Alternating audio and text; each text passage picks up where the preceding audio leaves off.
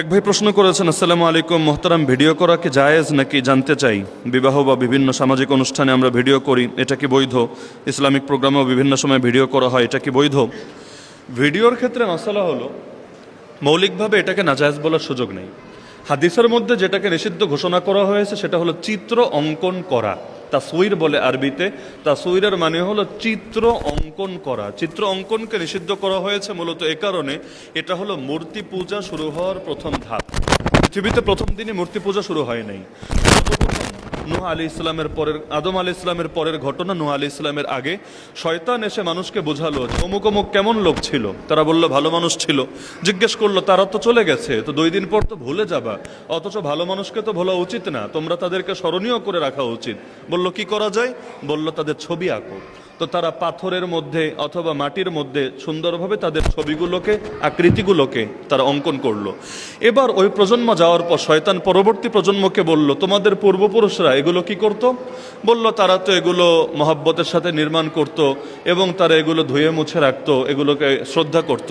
বলল তোমরা তো অনেক বড় পাপী, ডাইরেক্ট আল্লাহরে ডাকলে আল্লাহ তোমাদের ডাক শুনবে না। তোমরা একটা কাজ করো, এই যে বড় বড় পীর, বড় বড় বুজুর্গদের মূর্তি আছে, তোমরা আগে এগুলোর ইবাদত করো। এরা যদি খুশি হয় তাহলে আল্লাহর কাছে বলে দিলে, সুপারিশ করলে আল্লাহ এমনি খুশি হয়ে যাবে।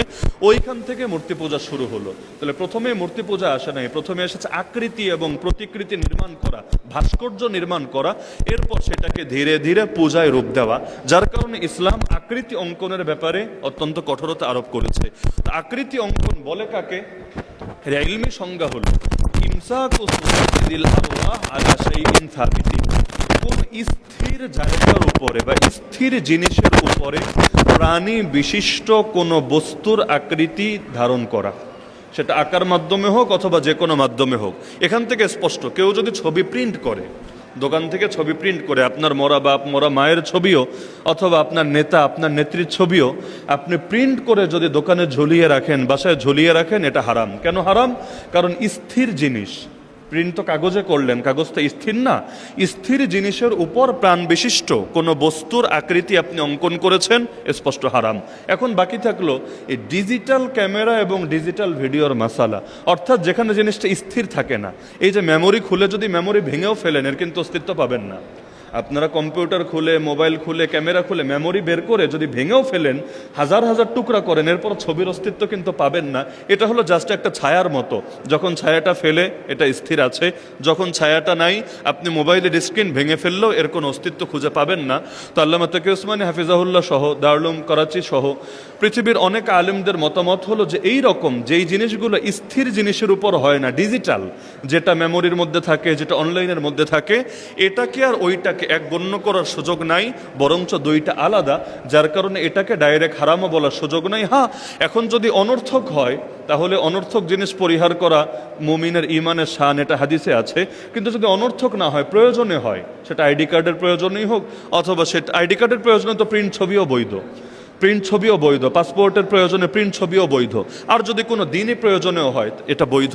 এজন্য দেখবেন মক্কা মদিনায় যখন নামাজ পড়ায় সে নামাজের ভিডিও পাবেন, যখন তারা খুতবা দেয় সেটার ভিডিও পাবেন, সারা দুনিয়ার যত আলেম ওয়াজ করে সকলের ভিডিও আপনি পাবেন, তাদের সামনেই করেন, তারা এটা বারণ করেন না। হ্যাঁ, কোনো আলেম, যেমন দারুল উলুম দেওবন্দ যে মাদ্রাসাটা আছে, তাদেরও ফতোয়া হলো যে না, আসলে ডিজিটাল ছবিটাও বৈধ না, এটাও ধারণ করা উচিত না।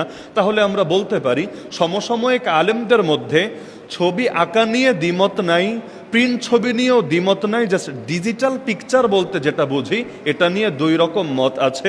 বড় একটা অংশ, বিশেষ করে যারা আধুনিক বিষয়গুলো নিয়ে গবেষণা করেন, তাদের অধিকাংশের মতেই এটা বৈধ, তবে প্রয়োজনের খাতিরে হওয়া উচিত, আলতু ফালতু জাস্ট শো অফের জন্য অথবা নিজেদের প্রদর্শনের জন্য না হওয়া উচিত। আর কেউ কেউ এটাকেও নাজায়েজ মনে করেন। এজন্য দারুল উলুম দেওবন্দের অনেক বড় বড় হুজুর এমন ছিলেন যারা দুনিয়া থেকে চলে গিয়েছেন, কিন্তু কোনো ভিডিও পাওয়া যায় না, একটা ভিডিও তারা করতে দিতেন না, কোথাও না। এটা তাদের তাকওয়া এবং তাদের স্পেশাল সতর্কতা। তো যার কারণে 2 রকম মতে যেহেতু আছে, যে যেই মত ইচ্ছা পোষণ করুক, সমস্যার কিছু নাই, কিন্তু অন্য মত নিয়ে কটু মন্তব্য না করাই ভালো। আপনি একটা মত প্রদর্শন করেন, আলহামদুলিল্লাহ, আপনি একজন আলেমকে অনুসরণ করেন, আরেকজন আরেকটা মত প্রদর্শন করেন, আলহামদুলিল্লাহ, তিনি সেটা অনুসরণ করেন। প্রত্যেকে অপর মতের প্রতি শ্রদ্ধাশীল হওয়াটাই ভালো, কেউ কারো মতকে তাচ্ছিল্য না করা ভালো। হ্যাঁ, তবে প্রয়োজন ছাড়া এই কাজটা করা উচিত না। আর বিবাহ অনুষ্ঠানে যে ভিডিও হয়, এখানে মাসালাগত জটিলতা শুধুমাত্র ভিডিওর মাসালায় না, আরও গভীরে, কারণ নারীর ছবিও তো ধারণ করছেন, নারীর ছবিটাও তো ভিডিও করছেন। তো নারীর চেহারা দেখার যে বিধান, সেটাকে যখন ক্যামেরায় ভিডিওতে তুলে রাখবেন এবং পরে বারবার বারবার বারবার দেখবেন, এটা তো আরও নিকৃষ্ট বিধান। তো যাকে বাস্তবে দেখা হারাম, তার ছবি দেখাও হারাম। যাকে বাস্তবে দেখা হারাম, তার ছবি দেখাটাও হারাম।